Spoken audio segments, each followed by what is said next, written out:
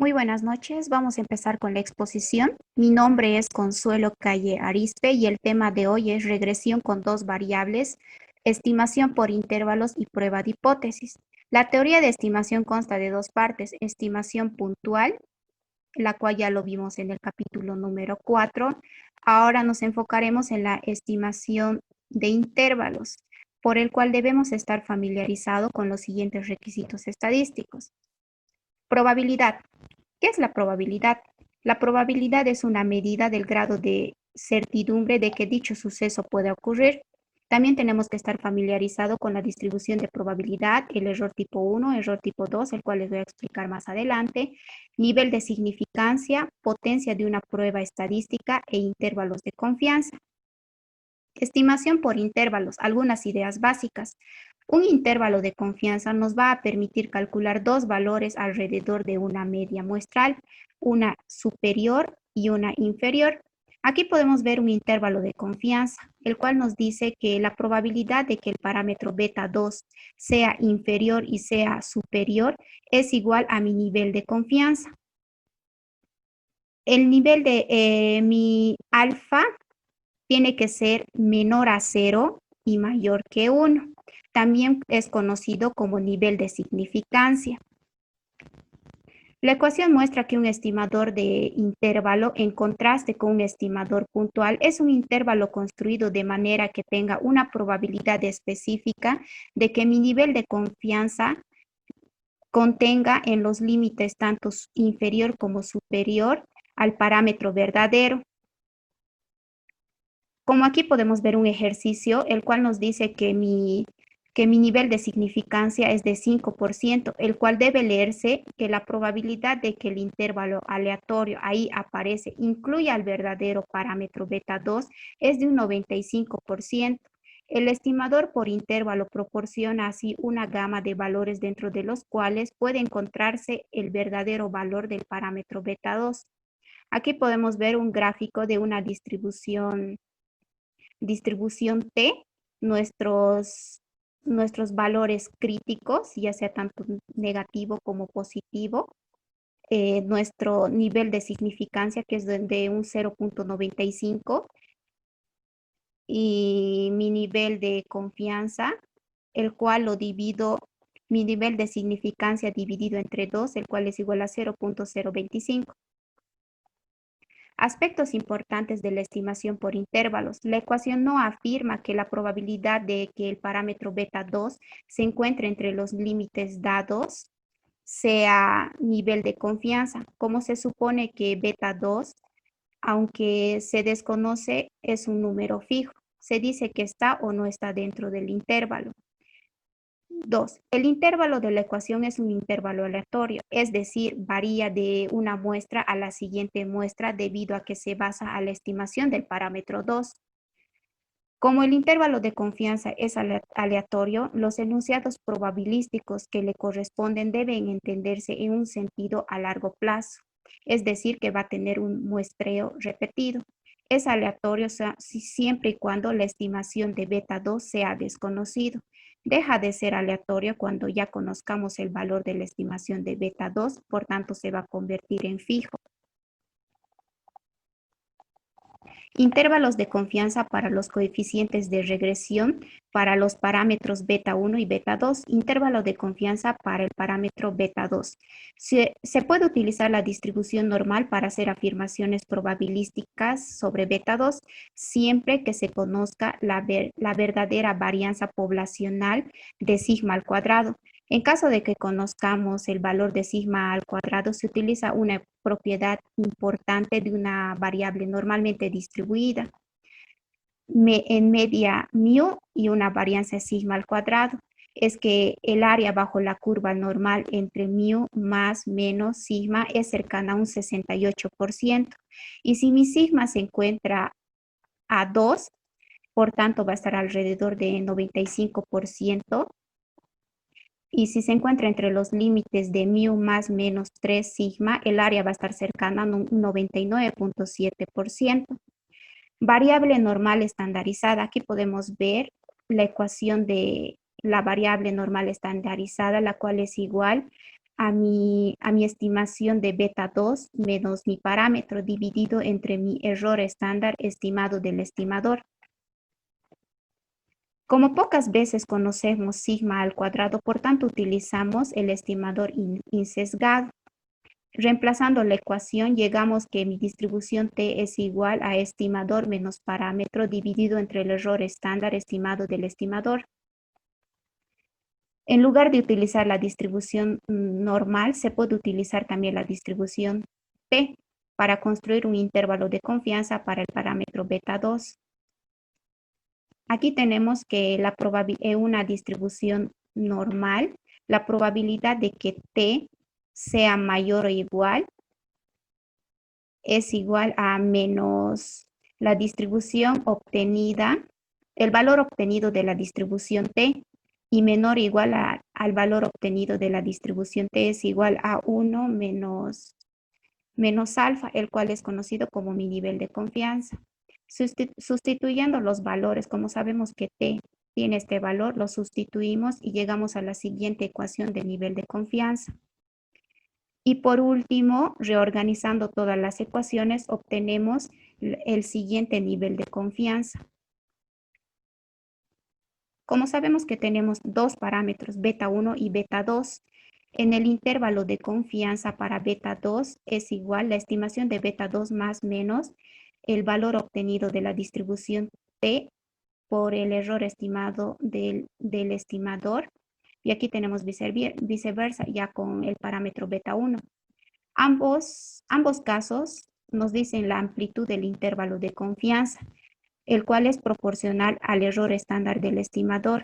Expresado de otra forma, mientras más grande sea el error estándar del estimador, mayor será la incertidumbre de estimar el verdadero valor del parámetro desconocido.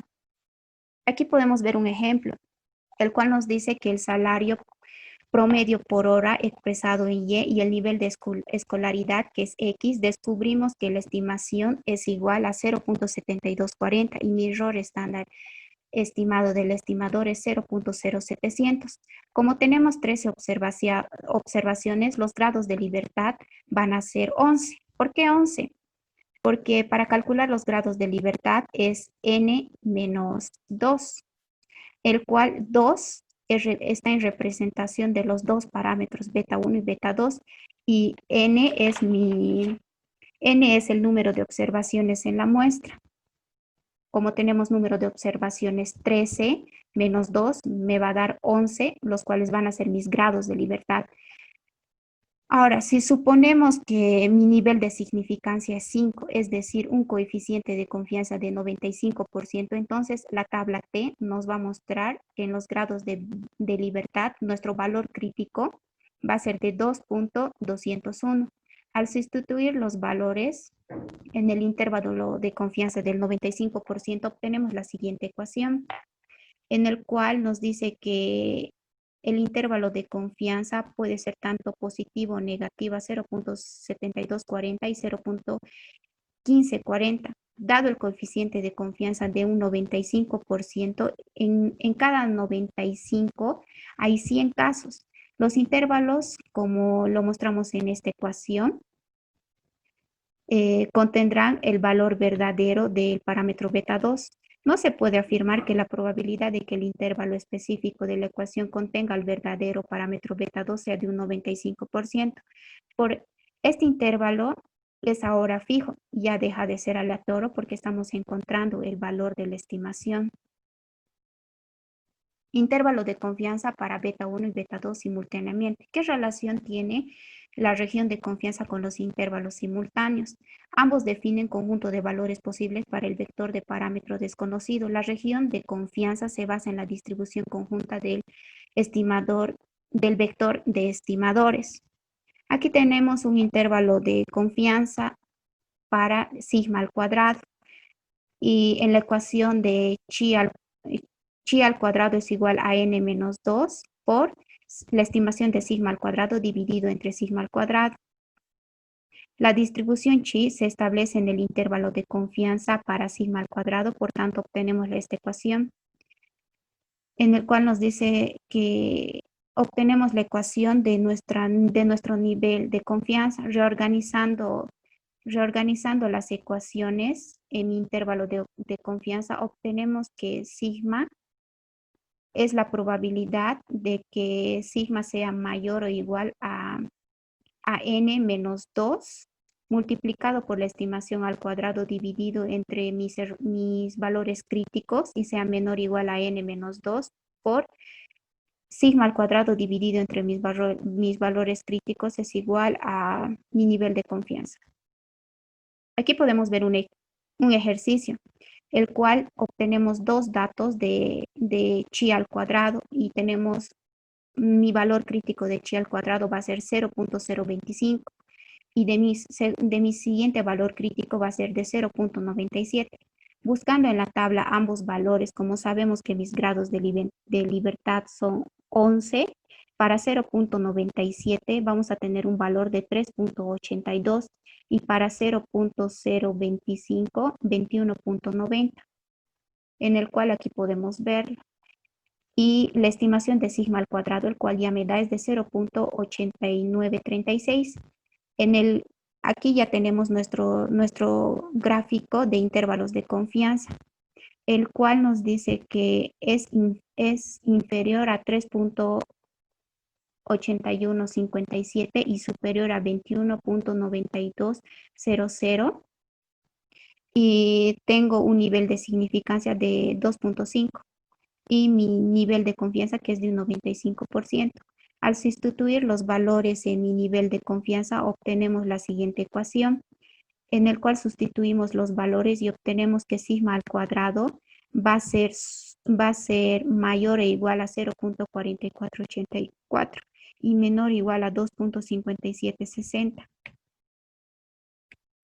Prueba de hipótesis. Una prueba de hipótesis es una regla que especifica si se puede aceptar o rechazar una afirmación acerca de una población dependiendo de las evidencias proporcionadas por una muestra de datos. Hay dos tipos de hipótesis. Hipótesis nula, la cual es un enunciado que se probará, el cual nos dice no hay efecto o no hay diferencia. En cambio, una hipótesis alternativa es el enunciado que desea poder concluir que es verdadero de acuerdo con la evidencia proporcionada por los datos de la muestra. Pruebas de hipótesis, método del intervalo de confianza. La prueba bilateral o de dos colas. Se denomina prueba bilateral o de dos colas cuando consideramos las dos colas de nuestro gráfico de intervalos. Y aquí podemos ver que la hipótesis nula es igual a 0.5 y la hipótesis alternativa es distinto a 0.5. Ahora, se lo puede considerar verdadera la hipótesis nula siempre y cuando se encuentre dentro de mi nivel de confianza. Si se encuentra fuera de mis límites, por tanto se rechaza la hipótesis nula.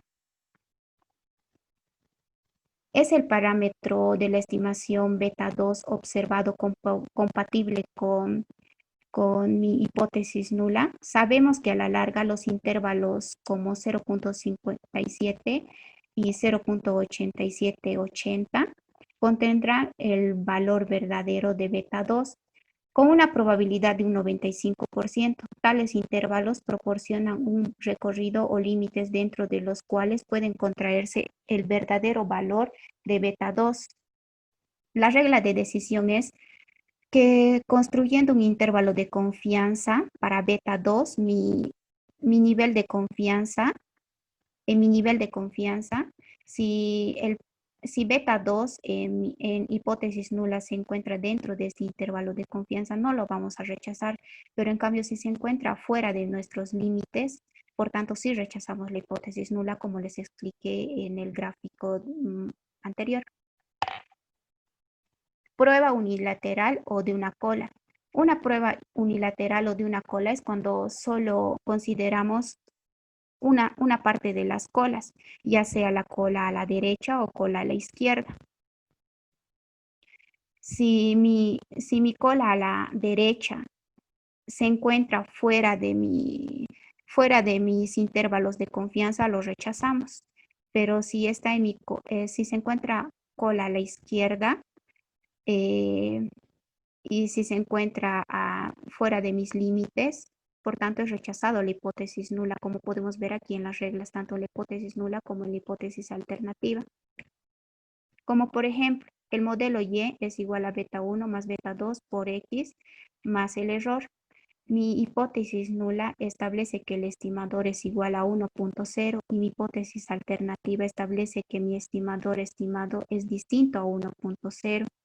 Por tanto, ya nos da los valores de la estimación de Y, el cual nos dice que es igual a 1.21, el cual tiene sus valores críticos de 0.05, más 0.82 con los valores críticos de 0.10. Por tanto, reemplazamos en la distribución T los valores que ya nos dan.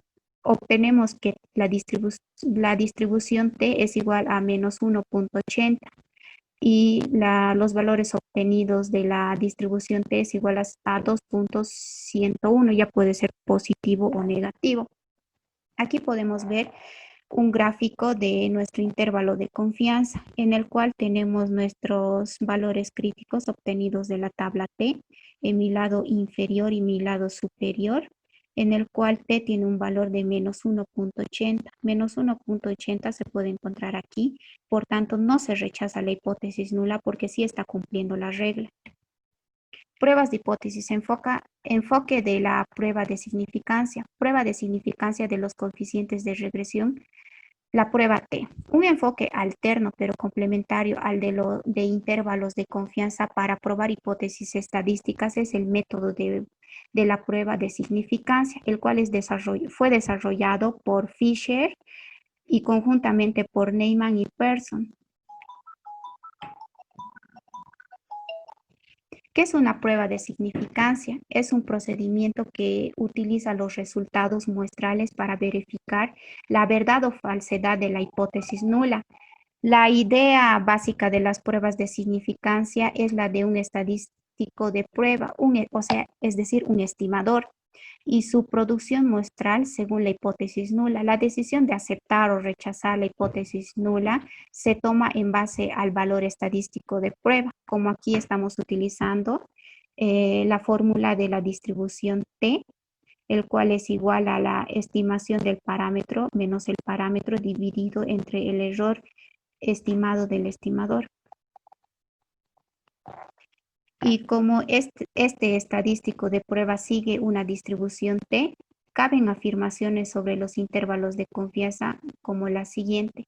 Aquí tenemos una ecuación de mi nivel de confianza,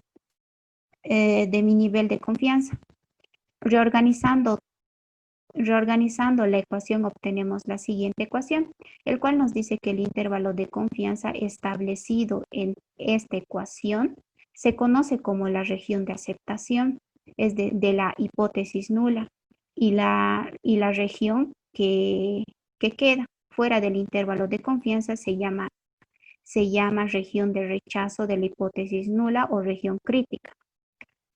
Como por ejemplo, los salarios y el nivel de escolaridad, en donde sabemos que la estimación es igual a 0.7240 y mi error estándar estimado del estimador es 0.0700 con grados de libertad de 11. Sabemos que la hipótesis nula es igual al valor numérico hipotético de beta 2, el cual tiene un valor de 0.5 y mi hipótesis alternativa es distinto a 0.5. Por tanto, obtenemos que la probabilidad de que la estimación de beta 2 sea mayor o igual es 0.3460 y menor o igual a 0.6540. Aquí podemos ver nuestro gráfico del intervalo de confianza. Aquí está nuestra región crítica y nuestra región de aceptación. Se calcula el valor de T dentro de la doble desigualdad. Aquí tenemos un valor de 3.2. 3.2 se encuentra fuera de mi intervalo de aceptación. Por tanto, ¿qué hacemos? Rechazamos esta hipótesis nula porque no está cumpliendo la regla. En cambio, si nuestra región de aceptación obtiene un valor de 0, obtenemos de la tabla T valores de la distribución T, ya sean negativos o positivos. En el gráfico observamos que el parámetro beta 2 es igual a la estimación a la estimación hipotético del valor T, por tanto será 0. Sin embargo, en la medida en que el valor de beta 2 estimado se aleje del valor hipotético de beta 2, puede ser un número mayor a la distribución T. Por eso, a T se lo denomina un valor grande. Aquí podemos ver la tabla T, del cual hemos obtenido los valores en los grados de libertad 11. Resumen del método de la prueba T de significancia para pruebas de hipótesis. Prueba de significancia de una cola. Aquí podemos ver la cola superior, que obtiene un valor de 0.62 y 57. Y cuando ya tiene un valor de 0.5, y en cambio si mi hipótesis nula es 0, tiene un valor de 1.796 de la tabla de la distribución T con valores críticos de 0.05. Aquí podemos ver la prueba de significancia o sea, son reglas de decisión para una hipótesis nula y una hipótesis alternativa. Aquí tenemos las reglas de decisión si vamos a rechazar la hipótesis nula. Prueba de significancia para sigma, la prueba de chi al cuadrado. Esta ecuación ya les mostré más en las diapositivas anteriores. Aquí podemos ver un ejemplo hipotético, el cual nos dice que la estimación de sigma al cuadrado es igual a 0.8937 y tenemos grados de libertad de 11. Si se postula que la hipótesis nula es igual a 0.6 y mi hipótesis alternativa es distinto a 0.6, al sustituir los valores, llegamos que chi al cuadrado obtiene un valor de 16.3845. Si suponemos que mi nivel de significancia es de un 5%. Por tanto, los valores críticos de chi al cuadrado son 3.81575 y 21.92. Aquí podemos ver un resumen de la prueba chi al cuadrado, tanto para mis hipótesis nulas y mis hipótesis alternativas. Aquí voy a saber dónde se encuentran, si voy a rechazar la región crítica de la hipótesis nula con estas reglas que me están proporcionando. Como por ejemplo, la distribución chi al cuadrado. Tenemos 10 grados de libertad y solo un parámetro, por tanto va a ser 9 y tenemos un 10%, por tanto es 9 por 0.10, 0.10, por tanto es 15.987. Aquí solo hemos tomado dos decimales, sería 15.99, el cual es menor a la probabilidad de chi al cuadrado. La prueba de hipótesis, algunos aspectos prácticos, significado de aceptar o rechazar una hipótesis. Aceptamos solo y cuando la hipótesis nula se encuentre dentro de nuestro intervalo de confianza, pero si se encuentra fuera, o sea, en mis zonas críticas, lo rechazamos. ¿Por qué? Porque no está cumpliendo la regla. Aquí podemos ver los salarios de nivel de escolaridad de la hipótesis nula. Es igual a 0.70. Ahora el valor estimado de la pendiente es 0.7241, con un error estimado del estimador de 0.0701. Reemplazando los valores en mi ecuación de la distribución T, o sea, mi distribución T es igual a 0.3438 y mi nivel de significancia es un 5%. Por tanto, sí se acepta porque está cumpliendo sí se encuentra dentro de la zona de aceptación de mi hipótesis nula. En cambio, si tenemos una hipótesis nula de 0,60, reemplazando a la ecuación, tenemos 1,7703. Esto también se lo acepta ya que está cumpliendo la regla de mi zona de aceptación o zona de rechazo. Por tanto, ¿cuál de estas dos hipótesis nulas es la verdadera? No sabemos. Podemos utilizar ambos valores, ya que en ambos se puede encontrar el valor verdadero de beta 2. Hipótesis nula, 0 y regla práctica de 2T. La hipótesis nula, que es objeto frecuente de prueba en el trabajo empírico, es la hipótesis nula es igual a 0. Por tanto, tenemos una regla práctica de 2T.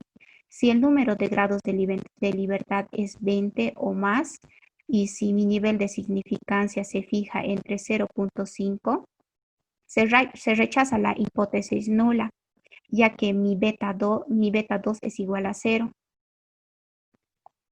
Aquí podemos ver una regla de que si vamos a rechazar o vamos a aceptar la hipótesis nula, siempre y cuando tenga un valor 0. La estimación de beta 2, si es mayor a 0, lo rechazamos, y cuando la estimación de beta 2 sea menor a 0, lo rechazamos. Cuando mi distribución T obtenga números mayores a, a mis valores obtenidos de la distribución T, rechazamos la hipótesis nula. Formación de las hipótesis nulas y alternativas. ¿Cómo se formulan estas hipótesis? No existen reglas específicas. Muy a menudo el fenómeno en estudio sugerirá la forma de las hipótesis nulas y alternativa. Como por ejemplo, el caso de la demanda de dinero. Estudios anteriores de las funciones de demanda de dinero revelan que la elasticidad de ingreso de la demanda de dinero suele ubicarse en un rango de 0,7 a 1,3 en un nuevo estudio de la demanda de dinero. Si se postula que el coeficiente de beta 2 de la elasticidad ingreso es 1, la hipótesis alternativa puede ser distinto a 1. Por tanto, la hipótesis alternativa es bilateral. Sección del nivel de significancia. Rechazar o no una hipótesis nula depende del nivel de significancia. Por tanto, tenemos dos tipos de errores que podemos cometer. El error tipo 1 es cuando la hipótesis nula se acepta y como consecuencia del contraste lo rechazamos. Y el error tipo 2 se da cuando la hipótesis nula es falsa y por consecuencia del contraste lo aceptamos. Si el error de rechazar la hipótesis nula cuando es verdadera, error tipo 1, es costoso en comparación con el error de no rechazar la hipótesis nula cuando es falsa, es decir, un error tipo 2. Será razonable fijar la probabilidad de ocurrencia del primer tipo de error en niveles bajos. Los econometristas tienen por costumbre fijar el valor del nivel de significancia entre 1,5 a un máximo de 10%. Y escogen un estadístico de prueba que haga que la probabilidad de cometer un error tipo 2 sea lo más pequeño posible.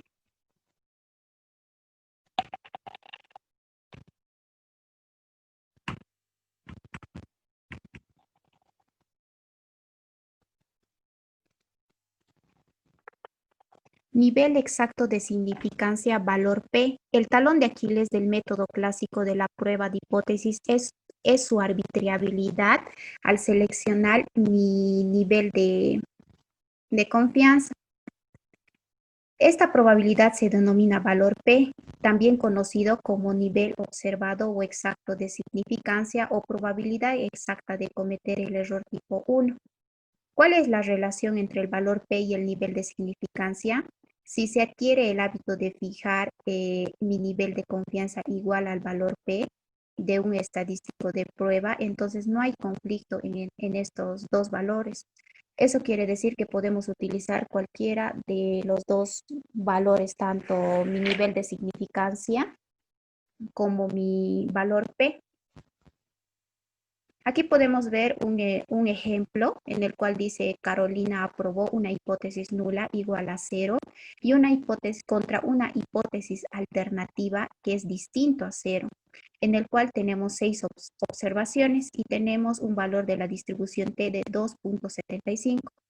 Como solo tenemos nuestro valor t de la distribución, tenemos que hallar el valor más próximo al valor dado, por tanto es 2.75, 2.757, por tanto mi valor de p va a ser 0.02, como podemos ver en el gráfico de la distribución. Aplicación del análisis de regresión, problema de predicción, regresión muestral. Aquí podemos ver que la estimación de Y1 es igual a la ecuación que nos da. ¿De qué nos sirve la regresión histórica? La regresión histórica nos sirve para poder predecir o pronosticar el salario promedio de Y correspondiente a algún nivel dado de escolaridad X. Hay dos tipos de predicciones, predicción media y predicción individual. La predicción media. Supongamos que X constante tiene un valor de 20 y deseamos predecir que la esperanza de Y dado de X estimado, con el cual podremos demostrar que la regresión histórica proporcionada, la estimación puntual de esta predicción media es igual a la estimación de Y constante, como ya vimos en la anterior ecuación que les mostré, solo reemplazamos X constante, por tanto tenemos una Y estimada constante de 14.4656. Como ya sabemos que Y es un estimador constante, es probable que este sea diferente al valor verdadero. La diferencia entre los dos valores dará alguna idea del error de predicción o pronóstico. Por tanto, obtenemos esta ecuación en la cual nos muestra que la varianza de Y constante, de la estimación Y constante, es igual a esta ecuación. Al reemplazar los valores, como sabemos que sigma al cuadrado es un valor desconocido, por tanto buscamos el estimador y sesgado y tenemos la siguiente ecuación de la distribución T. Y finalmente, en nuestro intervalo de confianza obtenemos que beta 1 más beta 2 de X constante obtiene en su límite inferior esta ecuación y en su límite superior la siguiente ecuación. La varianza de Y constante es igual a 0.8936, como les mostré anteriormente la ecuación de la varianza de Y constante. Reemplazando los valores, aquí nos dice que es 13. ¿Por qué 13? Porque nuestros grados de libertad es 11 y tenemos dos parámetros, por tanto va a ser n menos 2. Y como solo me está pidiendo el valor de n, despejando la ecuación, sería 11 más 2, me da un valor de 13. Por tanto, mi varianza es 0.3826 y mi error estimado de Y constante es igual a 0.6185. Reemplazando en el intervalo de confianza la ecuación, obtenemos que la esperanza la esperanza de Y constante obtenida de X es igual a 20 en mi límite inferior y mi límite superior. Aquí podemos ver una gráfica de los intervalos de confianza para la media de Y. Por tanto, la separación de tanto de mi límite inferior como mi límite superior se los denomina intervalo de confianza para la media de Y. Predicción individual. Si nuestro interés está en predecir un valor individual y constante correspondiente a un valor dado de X, digamos X constante, entonces como se muestra en el apéndice, el mejor estimador lineal y sesgado de Y constante es la siguiente varianza. La varianza de Y constante menos la estimación de Y constante es igual a mi esperanza de Y constante menos el estimador de Y constante al cuadrado. Al sustituir los valores, como ya les dije, que sigma al cuadrado es un valor desconocido, por tanto, utilizamos la estimación en la distribución T. La distribución T nos sirve para inferir sobre la verdadera Y constante, como por ejemplo en la predicción puntual de Y constante es 14.4656 igual a la estimación de Y constante y su varianza de 1.2357 y tenemos un intervalo de confianza de un 95%. Reemplazando todos los valores obtenemos en mi límite inferior y en mi límite superior. Evaluación de los resultados de análisis de regresión. Pruebas de normalidad. Histograma de residuos. Es un simple dispositivo gráfico para saber algo sobre la forma de la función de densidad poblacional de una variable aleatoria. Aquí podemos ver un gráfico de un histograma en el cual en nuestro eje horizontal se dividen los valores de la variable de interés de todos los residuos de los mínimos cuadrados ordinarios. En intervalo convenientes y sobre cada intervalo de clase se construyen rectángulos cuya altura sea igual al número de observaciones para ese intervalo de clase. Si mentalmente colocamos la gráfica de nuestra distribución, nos vamos a dar cuenta que tiene la forma de una campana. Esto nos va a servir para darnos cuenta que tiene una aproximación normal. Gráfica de probabilidad normal. El gráfico de probabilidad normal es una técnica gráfica utilizada para contrastar la normalidad de un conjunto de datos. Permite comparar la distribución empírica de una muestra de datos con la distribución normal. En nuestro eje horizontal tenemos los valores esperados del enésimo estadístico de orden de una distribución normal y en mi eje vertical tenemos los valores de x1, x2 y xn. Prueba de normalidad de Hacker-Vera. Es una prueba sintomática o de grandes muestras. Está basada en los residuos de mínimos cuadrados ordinarios. Esta prueba calcula la asimetría y la kurtosis o apuntamiento de los residuos de los mínimos cuadrados ordinarios.